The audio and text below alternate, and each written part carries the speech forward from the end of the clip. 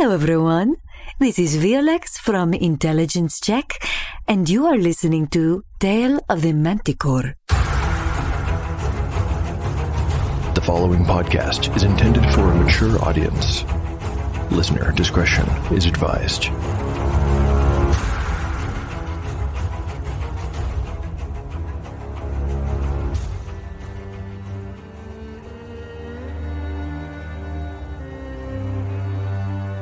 Welcome back to Tale of the Manticore, Season 2.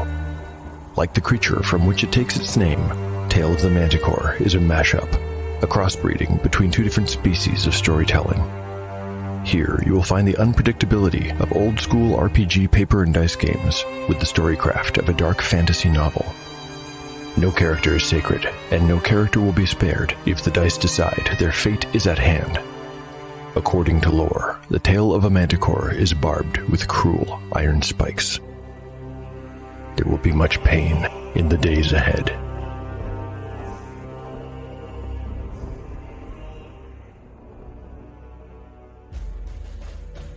Last time on Tale of the Manticore. Chapter 6 begins with the party split. Phelan and Shaunae are making their way to a part of Selmoral known as the Cobbles. They plan to set a fire in a warehouse that belongs to an ally, or possibly even a member of their enemy, the Weeping Eye Thieves Guild. As they travel, we learn a little bit about how Phelan wound up in so much trouble. He had been working for the Royal Magus, a man named Carrick Malmar, the Basilisk of Whitestone Castle. Carrick had been a neglectful master, and so it had happened that when Lady Bellegret, the petulant young niece of the king, came looking for the Magus, Phelan was in the laboratory, alone. Bellegret had demanded that Phelan attempt to save her cat, which she had accidentally poisoned. With no choice, he tried to keep the pet alive, but Phelan was not an expert where such things were concerned, and the animal died. Enraged, Lady Bellegret made spurious accusations to the prince himself against the young wizard, and Phelan had been forced to flee the castle. Shaunae leads Phelan around back when the duo reach their destination, and leaves him there, possibly to act as a lookout, while she nimbly scales the wall. Once atop the roof, she hoists up a bag containing 2 flasks of highly flammable alchemist's fire. Meanwhile, Yellowfly and Tamlin have disguised themselves as city guards and are approaching Selmoral's inner gates. They'll need to pass through here without trouble before they can even begin their job.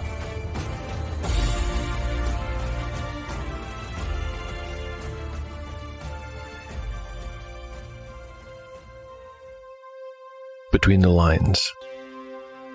In the last episode, Shaunae tried to explain how thieves fit into the natural order of society to Phelan. She used a slightly flawed metaphor concerning hawks and snakes and mice. Do you remember that? Well, it put the idea of a hawk in my head. Let's put the story aside for a moment and imagine that we are a hawk, high in the sky and flying over the kingdom of Camertine in the world of Marith. We glide south over the wind-rippled surface of the lake, which sparkles beneath us. The lake now has a name, Blue Heron Lake. Located directly below is the major city of Selmoral, with little towns and villages radiating away from it, mostly to the east and west, hugging the crescent of the lakeshore. To the west are the towns of Westmire, Black Creek, and then Nepule, the annexed city-state. Going east are Merepool and Rayford, with the towns of Domore and Rull arranged south of them. If we were to fly south, we would pass over Brannon and Wolf's Cliff Keep, and then Burke, eventually reaching the accursed and empty dwarven forge known as Dwarvar in the Casmeriath mountain range. But we have no business in the south. Instead, we circle around and scan the great city of Selmoral beneath us.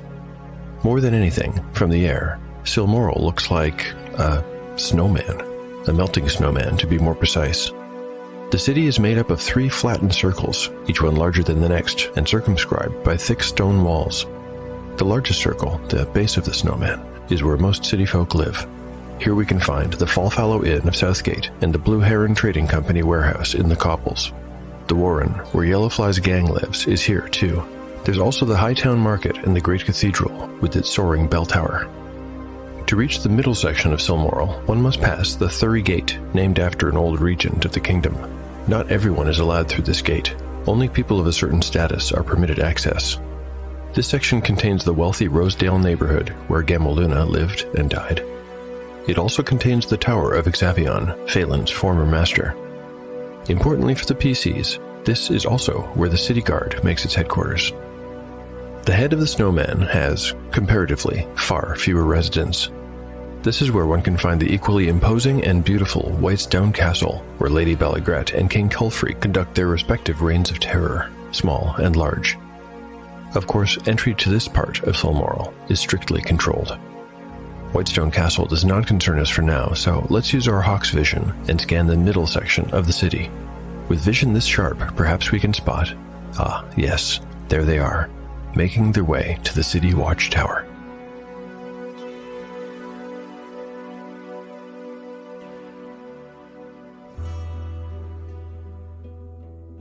Chapter 7. Part 1. Day 2. Just after 4 o'clock. Party status. Yellowfly, 8 out of 8 hit points. Tamlin, 5 out of 5.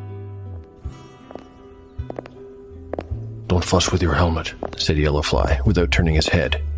"And don't even think of looking back. I know what you think you saw." "One of them looked right at me, I think," said Tamlin. "It's just your imagination.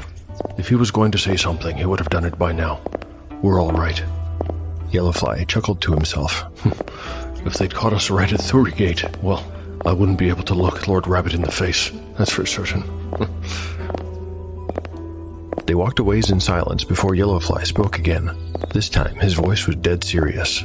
"Tam, if they do catch us, remember the vows you spoke. They aren't just words." "I'll die before I breathe one word about the church to those dogs," said Tamlin. There was iron in his voice. He really meant it. Then it was his turn to laugh and bring the conversation back to a lighter tone. "Besides, a few years in prison could make me a wiser man." "Don't even joke about that," replied Yellowfly. Once again, they walked in silence. It was rare for Yellowfly to come to this, the inner part of the city, and Tamlin, who had lived most of his adult life in Nepule, had perhaps only come here once or twice as a child. He had no memory of the place at all. There were things about it that made it feel almost like a different reality than that of the Warrens, or the Cobbles, or Southgate. For one, there was more color here, also more space, and fewer people. And the people that were here seemed better dressed, healthier, happier even. They made no attempt to avoid eye contact, and both men had to make a conscious effort not to stand out by staring at their feet, as they usually did. They were now on an incline, climbing the hill that would ultimately bring them to the royal palace. But they wouldn't be going so far. The palace was not their destination. Since the Thury Gate, they had easily seen the tower of the city watch poking out above the rooftops. A skinny pennant of green and black flew from a flagpole erected atop a turret which took the tower's 50-foot height up another dozen feet into the sky. When it came fully into view, they saw that the main body of the tower was a fat cylinder of mossy gray stone with fin-like buttresses skirting out from the bottom, one on either side of the single main entrance. There would be another smaller door around back, Yellowfly knew, but stealth was not their aim this evening. "You know," began Tamlin, picking up roughly where their conversation had left off, "when I joined the church, I expected that one day I might find myself stealing from our enemies. But, well, I never expected this." "What do you mean?" replied Yellowfly. "Our goal here is to plant that medallion in the captain's room, correct?" "That's right." "So it's like reverse stealing?" "Not exactly." Yellowfly absently patted his pouch where he had stowed the contraband. "The medallion was given to Sindwon, the captain of the palace guard, by Lophasia, not to Bellic, who's the captain of the city guard." "You mean Princess Lophasia?" "She's the only Lophasia I know of." "So we're trying to make it look like Captain Bellic stole it from Sindwon." "It's a bargaining chip. We may never need to use it. When we first stole the medallion from Sindwon, we had leverage over him. He could never admit to losing a gift from Her Royal Highness after all. I'm sure he hasn't had a proper night's sleep since he realized it was gone. But this is better. Much. If we can plant it in Bellic's room, we'll get leverage over him too. There's a well-known rivalry between the two men. If the medallion suddenly turns up in Bellic's office, no one will believe he didn't steal it out of jealousy." "But would it not be easier to plant it in Bellic's home?" asked Tamlin. "Easier, yes. Better, no. The captain is as shrewd as he is corrupt. He might find it if we hid it there, but he would not think to look where we're going to place it. Nobody would. That's why it's the best choice. Well, here we are. Your accent is better for this kind of thing. You do the talking." "Me? What should I say?" "Say whatever is required to get us inside."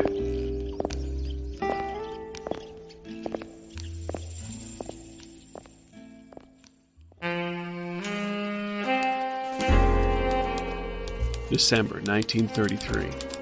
You'd expect Chicago to be cold, but not this year. It's hotter than a kiss between Harlow and Flynn, and just as thrilling.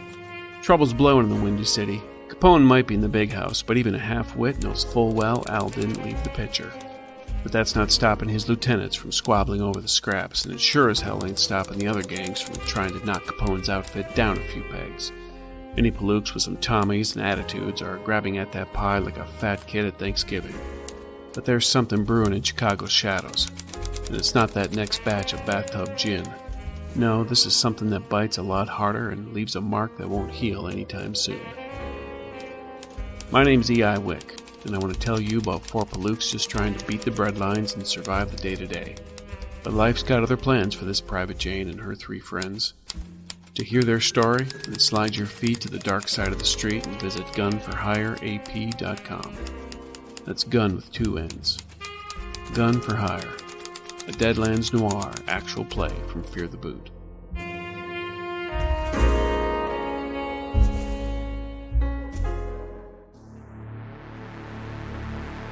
The last episode ended with a pair of dice rolls to see if the duo's mission would be derailed before it truly even began.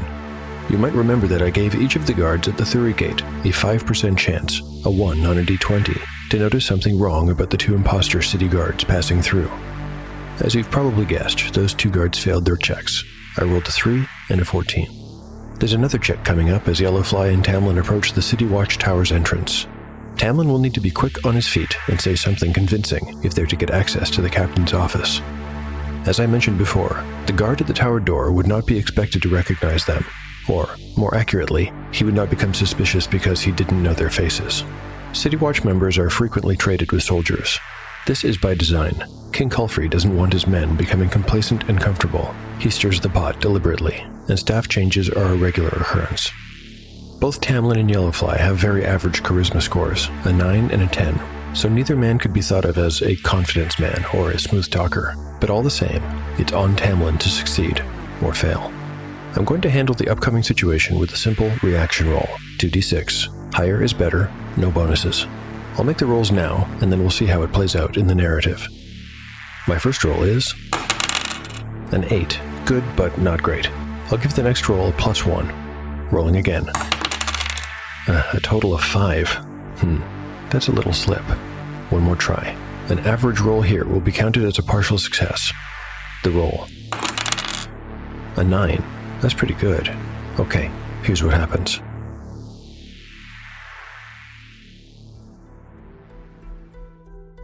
The single guard at the gate wore the same black and green tabard over leather armor that Yellowfly and Tamlin had on. Most of his face was concealed by a half-helm with a nose guard and coif that revealed only a pair of pale blue eyes and a mouth with cracked, dry lips. Hello, gentlemen, and hail to King Culfrey. What's your business? They were hoping to find someone half asleep, but this guard seemed alert and attentive. Tamlin's first words almost stuck in his throat, but he forced them out. Hail to King Culfrey. We have a letter for Bellic. Something important in it, I'd guess. That last bit was an error. He reminded himself that, when lying, it was better to say less, not more. I can take it up. The guard frowned slightly. Nah, you just leave that with me. I'll be sure he gets it. He's not in right now anyway. Tamlin did know that, but feigned surprise.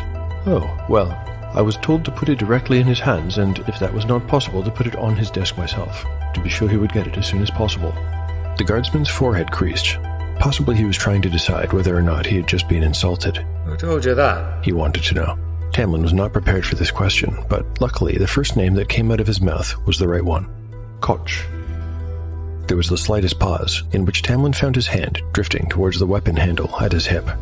Oh, Sergeant Koch is a right bastard. Best do as he says. The guardsman stood to the side. He was still cursing the sergeant's name as they passed. Trusty old hedge-born bastard. Inside, the tower was cool and smelled of the several torches that leaned in their wall sconces, extinguished for now. There was little else to see, just a table strewn with papers, held down by a copper handbell, a weapons rack, and 2 buckets of water. On the far side of the room, a tight spiral staircase led to the second floor. Tamlin, with Yellowfly following mutely behind him, made straight for it. Which floor is the captain's? Whispered Tamlin over his shoulder. No idea, came the reply. We'll have to poke about. The second floor was bisected down the middle by a wall set with a single door of banded wood. Opposite, the tower wall followed its natural curvature. Arrow slits were cut into the stone every 4 feet. It gave a decent view of the city and let in the breeze. Tamlin walked to the solitary door and put his ear to the wood. The BX rules gives thieves a special hear noise ability, but although Tamlin sees himself as a thief, he is not of the thief class and will only succeed on a roll of 1. Let's see if Tamlin hears anything. Rolling a d6. I got a 4.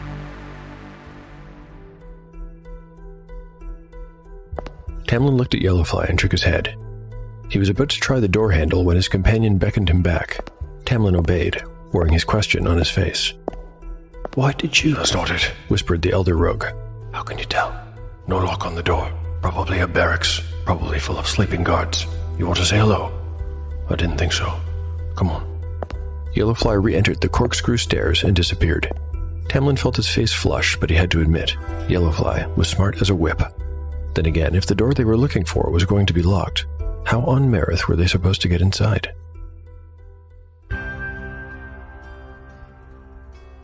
Chapter 7, Part 2. Day 2. Late afternoon. Party status. Shaunae, 5 out of 5 hit points. While Phelan waited at street level, nervously trying to determine what his role was supposed to be, and surprisingly, not entertaining any thoughts of escape, Shaunae finished hoisting up the bag containing the alchemist's fire. Once it was at her feet, she untied it and retied the rope to a secure and rigid-looking shingle. Then she picked up the bag and moved across the lightly angled rooftop to the side of the warehouse. Here, she lowered herself over the edge, and then down a few feet until she could slip into the window she knew was there, pulling the free end of the rope in after her. She poured herself through the opening, as silent as a shadow, and found herself on a loft. From here she could see the entire space, except for whatever was directly beneath her, of course. The afternoon sun lanced through the solitary window, illuminating a million motes of dust in the stale air and falling upon the loft's floorboards. Beyond was the main warehouse. As she had expected, the place was mostly empty. There were a few wooden planks leaning up against the wall to her left. A trio of barrels were lined up against the opposite wall. If she stacked them all in a heap in the center of the place, she thought, she'd be able to make a good fire and still keep it more or less under control. At least the chance of it spreading would be smaller. It seemed a good plan as any. A little smile was just beginning to touch the edges of her lips when Shaunae heard a sound directly beneath her. Unmistakably, those were footsteps. She froze, mouthing a curse. There wasn't supposed to be anyone here. There were only 2 kinds of people that would be here. It was either a guard or a squatter. Bad news in either case. She didn't have to wait long before the mysterious occupant revealed themselves. A young woman, clad in dark brown leathers and wearing a sword at her hip, walked languidly towards one of the barrels and lifted the lid. While the woman helped herself to a double handful of water, or whatever was inside, Shaunae willed herself to be small and sank slowly into a crouch. There were also only 2 kinds of people who wore arms or carried weapons in town during the day. They were the members of the City Watch, and rogues like herself. The City Watch did not employ women, so for Shaunae, this meant conclusively that this person was her enemy, a member of the Weeping Eye. Regrettably, Shaunae only had a dagger with her. She had left the sword with Cole to ensure she would not draw any notice on the way here. And now she really did smile, but it was a bitter smile, as the irony of the situation occurred to her. This was a full reversal of the last time she faced the Winks. Then, she had been the one holding a sword. Vesseluna's tears. What on Marith was this person doing here? Why guard an empty warehouse? Shaunae considered her options. She could abandon the mission, but that would leave her companions in the lurch. Besides, it might be noisy climbing back up to the window. She'd been lucky to remain undetected coming in. She could set fire here on the loft, but Alchemist's fire took time to work, and the woman below might find and extinguish the fire before it truly caught. No, there was only one real course of action. This person had to be dealt with. By now, the woman had wandered back under the loft, and Shaunae was directly over top of her. She slid the knife free from her boot and started to creep to the edge of the loft floor. Suddenly, she stopped and bit her lip. What did she think she was going to do? Leap down on this woman with a bag of alchemist's fire in her hand? By the gods, she needed to be more careful, she thought to herself. This was a real predicament. If she set down the bags, they might rattle and she would give herself away. But she couldn't take them with her either. She remembered something she had heard Yellowfly say before. Most problems have solutions if you think about them long enough. But she didn't have the luxury of time to ponder and consider. Yellowfly and Tamlin were depending on her. In the end, there was nothing for it. She had to take the risk.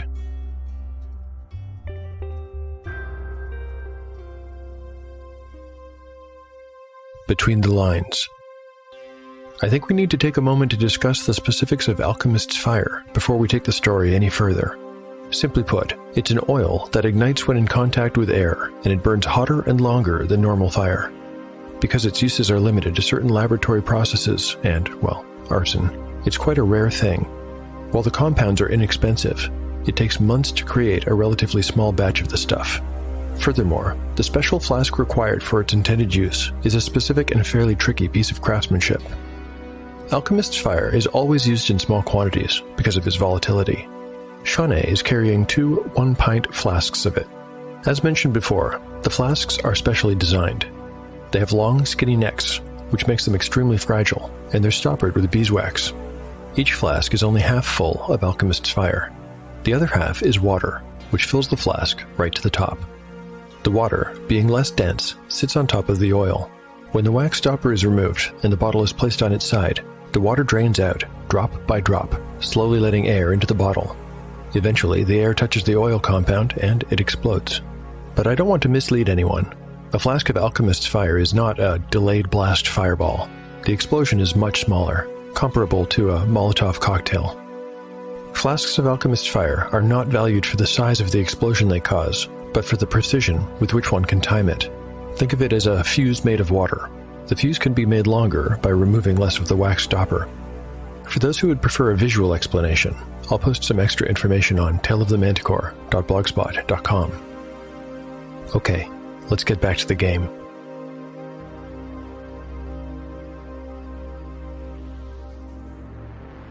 You know, I actually feel sorry for Shaunae, because while thieves are excellent wall climbers at low levels, they are pathetically bad at everything else.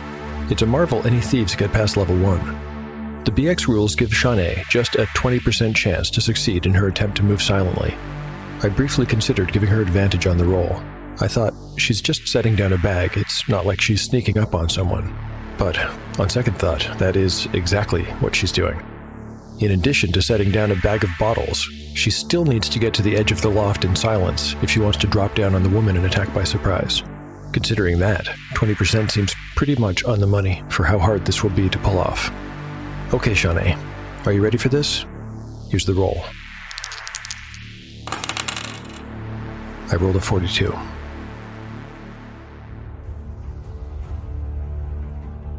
Chapter 7, Part 3. Day 2. Late afternoon. Party status. Shaunae, 5 out of 5 hit points. There was a muffled clink as Shaunae set down the bag. She knew it would happen, but she winced anyway. She had just enough time for the thought to cross her mind that perhaps she really was unlucky before the other woman's voice called from below. Hey! Who's up there? Shaunae quickly looked around her. There was nowhere to hide. Nothing up here but spiderwebs, rat droppings, and a pile of spare shingles. Now came the inevitable hiss of drawn steel. You wine-soaked scammler. Think you can make a home any way you please, do ya? How'd you even get in here? Tell you what, though. I'm gonna go up there and cut open your belly for ya. Shaunae was the sort of person who followed her instincts first and thought things through later. Before she knew what she was doing, she transferred her dagger into her offhand, reached into the bag, and pulled out one of the flasks of Alchemist's Fire. The stairs to the loft clung to the wall. They were only about 20 feet away from her. Now she heard a foot creaking on the first step. Then the next. Then the next. She cocked back her arm, held her breath, and waited. Now, let's just see what we've got up here. As soon as the top of the other rogue's head was visible, Shaunae threw the flask. Shaunae has a dexterity score of 15, which gives her a +1 on all missile attacks. The Weeping Eye Rogue is wearing leather armor and has an armor class of 11, so Shaunae needs a 10 on the die to hit. There's no question of whether the flask will shatter. In fact, it's delicate enough that if Shaunae critically fails her roll, it's going to explode in her hand. I'm also going to rule that even if she misses the woman, she'll still cause a point of splash damage. I'm not going to enter into combat just yet. This might be over quickly. Okay, I've got my yellow d20. Here's the roll. Uh-oh. I rolled a 1. Thank you for listening to Tale of the Manticore. If you've enjoyed the show and would like to help to support it, there are a number of ways to do so. You can recommend the show online or to friends. You can like and retweet episode announcements on Twitter. You can pick up One Shot in the Dark or Encyclopedia Manticorica on DriveThruRPG. And finally, you can rate or review the show on your podcatcher of choice. My sincere thanks to everyone who supports the show in any way. Speaking of support, here's another one of your excellent reviews. This one is on Apple Podcasts and was posted by Woxy Slar. Woxy Slar writes, I was DM and had a player befriend a manticore, and so I went in search of information. While I have not learned much of manticores in this story, yet, I found a most excellent adventure. The suspense is palpable and quickly addictive. The story gets under your skin in a real way.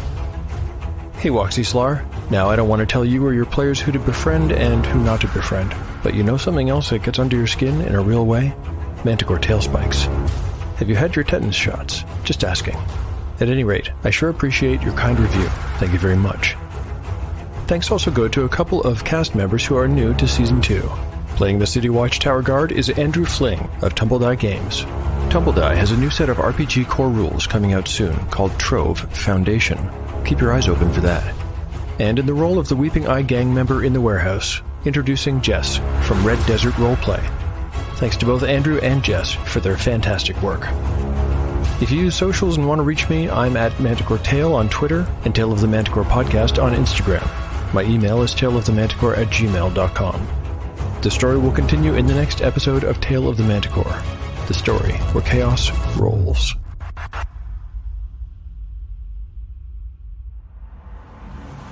Do you like your tabletop RPGs to be grim, gritty, and grounded? If so, then Legend of the Bones is the podcast for you. A mix of old-school solo D&D and dark fantasy storytelling. In Legend of the Bones, the dice rule. There are no rerolls, no fudging the dice, no metacurrency. The roll of the bones will determine the character's destiny, and no one will be spared their fate. None shall escape the destiny of Bone.